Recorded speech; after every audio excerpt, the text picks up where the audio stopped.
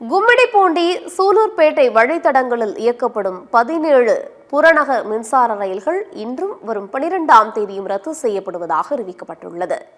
தெற்கு ரயில்வே வெளியிட்டுள்ள செய்திக்குறிப்பில் சென்னை கவரப்பேட்டை கும்மிடிப்பூண்டி ரயில் நிலையங்களில் பராமரிப்பு பணிகள் இன்றும் வரும் 12ஆம் தேதி காலை 11:20 மணி முதல் பிற்பகல் 3:20 மணி வரை நடைபெற உள்ளதாகவும் தெரிவிக்கப்பட்டுள்ளது.